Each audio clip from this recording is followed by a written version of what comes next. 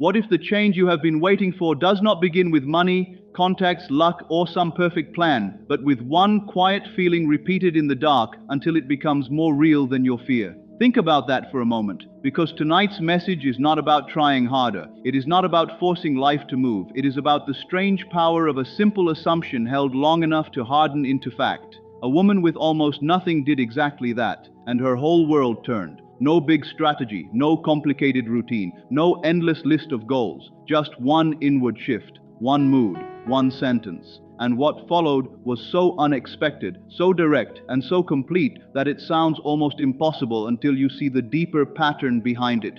So stay with me, because this is not just a story to hear and forget. This is something to test. This is something to carry into tonight. And if you really listen, you may recognize that the door you kept trying to open from the outside was always meant to be opened from within. Before this is over, you will understand why some people struggle for years chasing separate answers, while another person changes everything by changing the feeling they sleep in. And when we reach the heart of it, you may never look at your nights, your thoughts, or your quiet inner talk the same way again. Tonight I want to tell you the story of a woman who had nothing, no extra money, no real support, no clear future, and yet she changed the direction of her life through one single assumption, not through long visual scenes, not through detailed mental pictures of every object she wanted, not by trying to control every step. She changed by entering one mood and staying loyal to it. She had been listening for many months, and when this happened, she was 55 years old. Her bank account was almost empty. Her confidence was low. She did not feel dressed for opportunity or ready to present herself to the world. She had no close friend to lean on, no family member waiting to rescue her. And at that stage of life, asking for work felt hard, heavy, and humiliating. The world can seem very cold when you need help and do not know where to turn. Her rent was behind. Her future looked shut down. She did not know how the next month would be handled. Everything around her suggested delay, loss, and decline. But in the middle of that pressure, she heard something simple. She heard that imagination, when joined with feeling, can move life in ways reason cannot predict. In her desperation, she did not reject it. She decided to test it. And that decision, quiet as it was, became the turning point. Do not miss that. The outer world had not changed yet. But the moment she chose to test a higher law, the old story had already begun to crack. One evening she heard of a man who had used a very simple inner phrase. He did not build some grand scene in his mind. He did not strain to see exact details. He did something even more direct. He captured the feeling that something wonderful was already taking place. He moved into the mood of it. That was enough. When she heard those words, they struck her deeply. She realized that maybe she did not need to imagine every missing thing one by one. She did not need to mentally arrange a new dress, rent money, food, security, employment, and every future answer in perfect order. Maybe all of that could come from one deeper root, so she chose not to chase separate pictures. She chose the single sensation that something beautiful was already unfolding in her life. Night after night, as she got ready for sleep, she quietly repeated within herself, "Isn't it wonderful? Something marvelous is happening to me now." She said it again and again, not as empty words, but until the mood of wonder began to take hold. She did not ask how it would happen. She did not demand to know when it would appear. She did not question where help would come from. She gave up the need to map the road. She only accepted the feeling that the answer was already in motion. That is the part many people skip. They want the result, but they will not release the struggle. They want proof first. She did the opposite. She entered the feeling first, and then slept there. For 2 months, she stayed with this imaginal act. 2 full months. No applause, no visible sign, no immediate miracle on the doorstep. She did not quit because the outside world remained silent. She did not say, "This is not working," simply because 3 days had passed and nothing obvious happened. She made that mood her nightly home. Just before sleep, when the mind becomes softer and the deeper self is more open, she rested in the sense that something wonderful was already taking shape. The reasoning mind always wants to interrupt with questions. How will this happen? Who will help me? Why should anything change now? What if nothing comes? But she did not let those voices run the night. She returned again and again to the fulfilled feeling. Notice how clean this is. She was not begging. She was not bargaining. She was not arguing with life. She was dwelling in a quiet acceptance that the unseen answer existed already.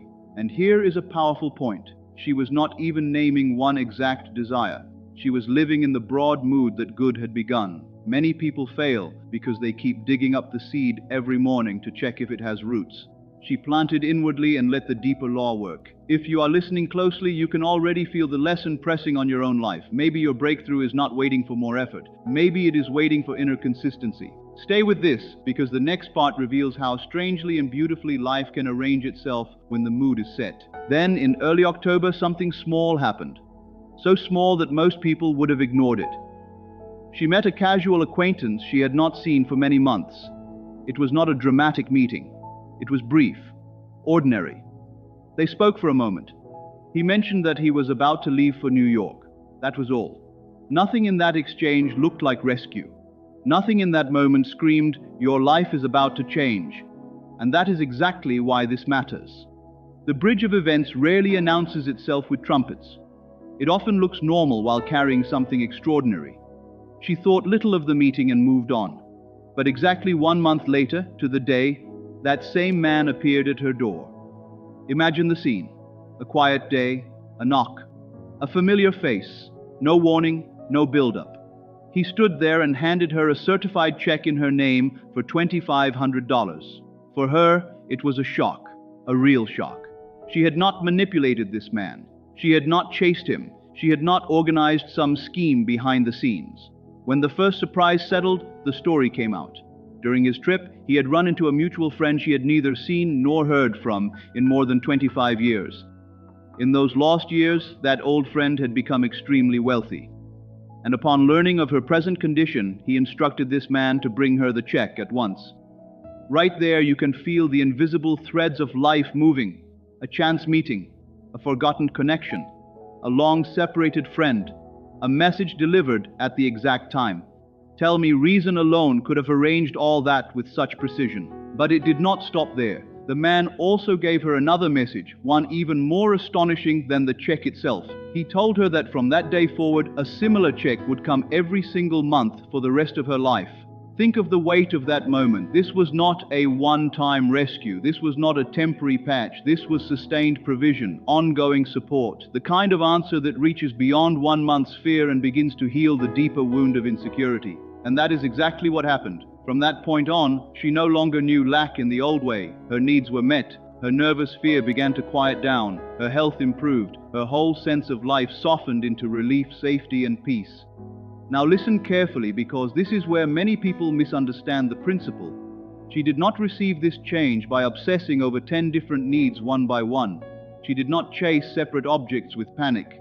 She faithfully accepted one sensation, that something wonderful was already happening. That mood became the womb of the event. That inner acceptance became the cause, and the outer rearrangement became the effect. This is why the simple phrase mattered so much. It was not magic because of the words alone. It was powerful because the words carried a state, a mood, a quiet conviction, and when that mood felt natural enough, the world began to echo it back.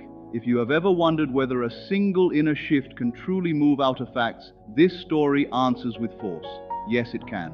And sometimes in ways so exact that the mind can only stand back and stare. The law behind this is simple, though simple does not mean small. Moods are not random decorations of the mind. They are creative movements. A mood is an imaginal activity. It is a direction of consciousness. It is a silent claim about reality. Most people think they become happy because life gave them what they wanted. They believe the event creates the feeling. But the deeper truth works in reverse more often than we realize. We move toward the event because we have inwardly entered the feeling of it. We do not wait for the harvest to feel abundance. We assume abundance, and the harvest follows by ways we could not have scripted. And when I speak of feeling, I do not mean a burst of emotion or some dramatic thrill.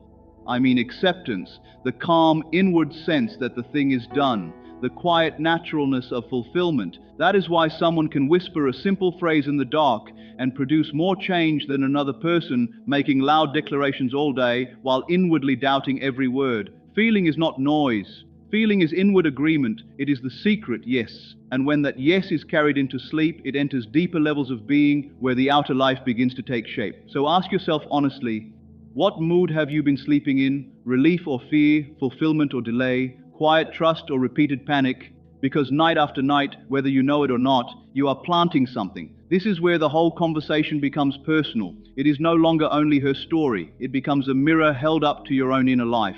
Take her example seriously. If it sounds foolish, persist anyway until what seemed foolish becomes wisdom in your own experience. Dare to assume that it is already done. Not tomorrow, not after more proof. Now, fall asleep in one simple sensation.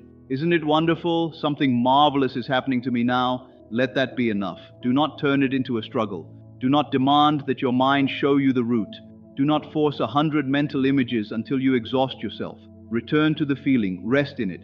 When doubt asks for evidence, answer by remaining faithful to the mood. When fear tells you that nothing is changing, remember that roots grow in silence. When the day shows you old facts, do not bow to them as final truth. Facts are often the delayed printout of old states. A new state, sustained, will print new facts. This is why patience matters. This is why inner loyalty matters. And this is why sleep matters. The moments before sleep are not empty. They are fertile. You pass every night through a gate between the seen and the unseen. Most people use that gate to carry worry into tomorrow, but you can use it differently. You can carry fulfillment, you can carry relief, you can carry the assumption that life is opening, shifting, softening, blessing. And before you say, "But my case is too hard," remember her condition. She had little money, little support, little visible hope, yet a simple inner act repeated faithfully opened a channel no effort could have predicted. So do not call your case impossible too quickly. You may only be one sustained mood away from a different world. And let us go even deeper, because the outer event was not the only miracle. The greater change was the inward one. The moment a person stops seeing themselves as a victim of life and begins to see themselves as a participant in creation, a new dignity is born. Fear loses some of its grip. Waiting changes character. Even before the evidence arrives, something inside stands taller. The old identity begins to loosen. The person who kept saying, "Nothing works for me," starts to disappear. The one who says, "Good is already moving toward me," starts to take shape. That shift matters because the world is always responding not just to our words, but to the state from which those words come. If you remain inwardly abandoned, you often meet more scenes that mirror abandonment. If you remain inwardly chosen, supported and guided, life begins to reflect that in surprising ways. This does not mean every day feels perfect. It means you stop worshipping appearances, you stop calling a passing cloud the whole sky, you stop kneeling to temporary conditions, you remember that unseen causes are always deeper than visible effects, and this is why you must not quit in the middle. The middle is where many people turn back. They start the practice, feel a little lift, then the old world flashes the same old picture, and they surrender to it. But if you hold the new mood through that stage, the old pattern begins to starve. Give this your full attention, because this one point can save you months or years of frustration. Persistence is not pressure. It is loyalty to the unseen reality until it hardens into fact. Maybe right now you need rent, or healing, or peace, or work, or one open door. Fine. You can still apply this without strain. You do not have to mentally solve the whole future tonight. You do not need to know every name, every place, every means, every bridge of events. What you need is a new inward atmosphere, the feeling that the tide has turned, the sense that help is not far off but active now, the quiet realization that life is not frozen and you are not forgotten. This is why the simple phrase works so well. It does not lock you into one narrow route. It opens the whole field. Isn't it wonderful? Something marvelous is happening to me now. Those words invite the body to soften. They invite the mind to stop clenching. They allow the heart to receive before the hands can touch. And let me add this. When you use the phrase, do not say it like a machine. Say it until it feels like a private discovery. Say it as if you have just been let in on a beautiful secret. Say it until your breathing eases. Say it until your chest feels lighter. Say it until the sentence stops being a statement you repeat and becomes a room you enter. This is not about pretending in a shallow way. It is about selecting a state more true than your current fear. And yes, for a while your senses may argue. Let them. They are reading yesterday's report, you are writing tomorrow's. And if this message is reaching you at the right time, then maybe tonight is not just another night. Maybe it is the beginning of a new inner agreement with life. So tonight, when the noise is over and the room grows quiet, test it.